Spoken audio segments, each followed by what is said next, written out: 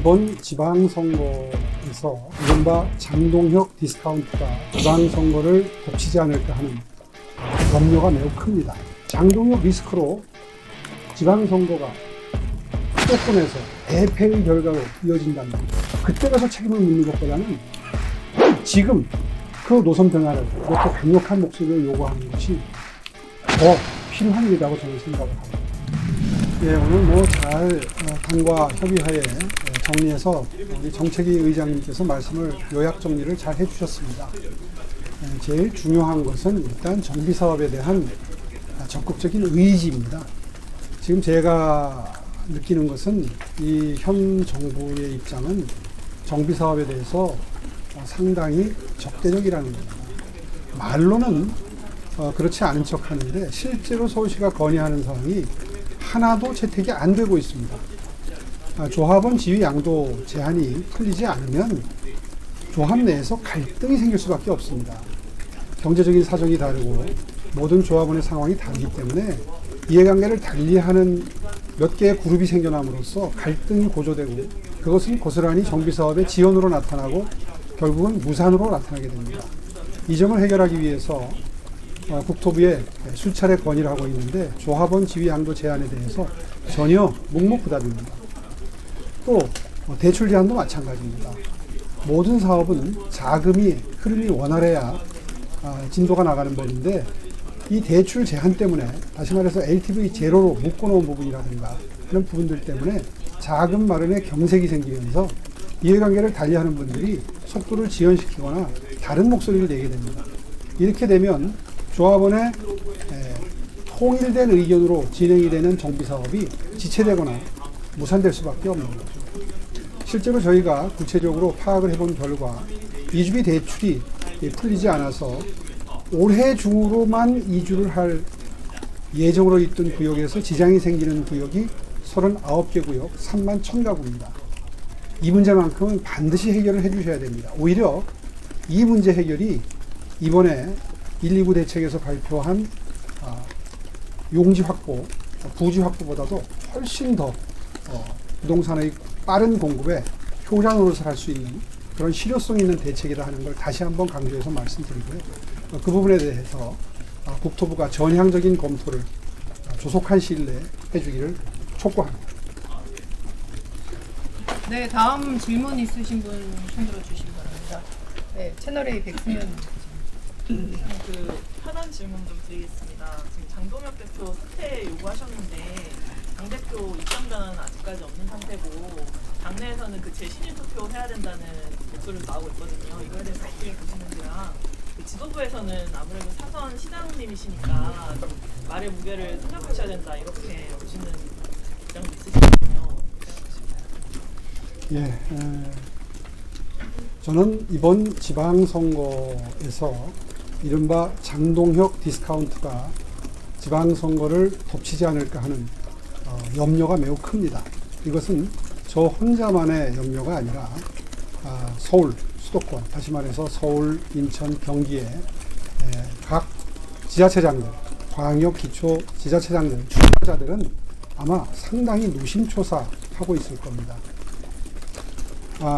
대부분 서울시장 선거만 얘기를 하지만 예를 들면 서울에는 25개 자치구가 있고요. 경기도에도 국민의힘 소속 자치단체장들이 숫자가 굉장히 많습니다. 예를 들자면 용인, 성남, 하남, 구리, 양주, 남양주, 김포, 군포, 과천 전부 국민의힘 소속 기초지자체장입니다. 이분들 지금 말씀을 안 하셔도 아마 속이 수건용일 겁니다. 명확하게 윤석열 전 대통령과의 관계를 정리하고 이른바 절문을 분명한 기조로 해주고 그리고 나서 비로소 국민께 호소할 수 있을 겁니다. 국민의힘 후보들을 선택해달라 하는 취지의 말씀을 할 수가 있을 겁니다. 그 점에 대해서 분명한 입장 정리가 되지 않으면 제 입장도 달라질 게 없습니다. 다시 말해서 장동혁 대표의 입장, 노선이 변화하지 않으면 제 입장도 달라질 수 없습니다. 장동혁 리스크로 지방선거가 수도권에서 대패의 결과로 이어진다면 그때 가서 책임을 묻는 것보다는 지금 그 노선 변화를 이렇게 강력한 목소리로 요구하는 것이 더 필요한 일이라고 저는 생각을 하고요. 그러한 입장에는 전혀 변함이 없습니다. 네, 이 정도로 정리해도 괜찮을 것 같습니다. 저기 한 분 더 한국경제 손주영 기자님 하고 마치겠습니다. 네, 한정 손주영 기자입니다. 오늘 착공 시기를 앞당긴다고 하셨는데 앞당기게 될 경우에 올해부터 향후 5년까지 각각 몇 가구씩 착공되는지 궁금하고요. 두 번째로는 세계유산 평가 관련해서 종묘와 태릉에 대한 설정이 이어지고 있는데 종묘와 태릉은 각각 어떤 차이가 있는지 궁금하고 또 시장님의 의견은 어떤 것인지 궁금했습니다. 질문이 좀 많으신데요. 뭐 연차별로 수치를 여기서 다 상세하게 말씀드리기는 어려울 것 같고요.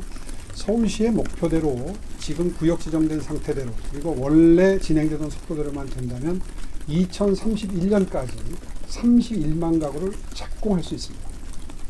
정부가 도와준다면 더 빠른 속도로 착공할 수 있습니다. 이것이 이번에 129 대책으로 정부가 발표한 물량, 국민께 발표한 물량이 국민께 부동산 시장에 대한 안도감, 충분한 물량이 빠른 속도로 공급된다는 신뢰를 주는데 더 실효성 있는 물량이라고 생각합니다. 왜냐하면 서울은 정비사업을 통해서 거의 3분의 2 정도의 물량을 확보하고 공급하고 있기 때문입니다. 거듭되는 말씀이지만 정비사업이 지장을 받지 않도록 정부에서 계속 지원하는 정책을 발표만 해준다면 아마도 이러한 공급 물량에 대한 신뢰가 부동산 시장의 안정을 견인할 수 있지 않을까 이렇게 서울시는 내다보는 것이고요. 그래서 그 점에 대한 정부의 전향적인 변화를 촉구하는 것입니다. 그리고 두 번째 질문, 해능, 그다음에 세운상가, 세운지구 개발 문제인데요. 뭐 간단합니다. 세계 유산이라고 해서 세운지구가 영향을 미친다 하는 논리인데요. 저희는 그 점조차도 인정하지 않습니다. 서울시가 이미 에드벌룬을 세운지구에 지어질 건물 높이로 띄워놓지 않았습니까? 시뮬레이션을 못 믿는다고 해서 행한 조치입니다. 그렇게 해서 이른바 보호 대상인 문화재인 종묘의 정전 앞에서 그 상월대 위에 한국인 평균 신장 눈높이에서 그 에드벌룬 높이, 실제 건축물 높이, 서울시가 발표한 실제 건축물 높이를 지켜보았을 때 과연 그것이 정전의 문화재적 가치를 훼손할 정도로 불쑥 위로 솟아올라와 있느냐 하는 것을 현장에서 검증하자는 제안을 여러 차례 국가의 선창에 한 바가 있고요. 그것에 응하면 모든 것은 해결이 됩니다. 그것과는 별개로 이번에 다시 129 대책에 태릉CC 부지가 포함이 되었는데요.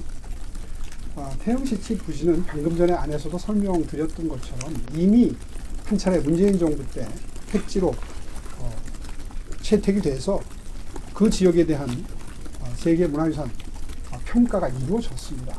그 결과 이번에 발표한 제가 기억하기에는 6,800가구인가 그렇죠? 한 5,000가구로 내리라는 겁니다. 5,000가구로 내리면 경제성이 없으니까 못하겠다는 게 그 지역에서 사업을 하는 분들의 입장이고요. 더군다나 노원 구민들, 시민들의 반대도 있습니다. 이런 몇 가지 이유 때문에 무산됐던 일이거든요. 그런데 이번에 다시 가구수를 높여서 여기에 포함을 시켰다면 그러면 사실상은 13%의 지역이 세계문화유산에 구역 내에 포함되는 사례인데도 불구하고 기존에 이루어졌던 문화유산 평가에 대한 그 결과를 무시하는 행보를 정부가 한 겁니다. 그런 정도 사안이라면 태릉CC가 포함된다면 당연히 세운지구 개발도 가능해야지 되는 것이죠. 따라서 정부의 그런 이중 기준을 폐지하고 동일한 기준을 양 지역에, 다시 말해서 세운지구와 태릉CC에 적용해 달라는 서울시의 입장을 분명히 한 것입니다. 그렇게 요약해서 설명을 드리면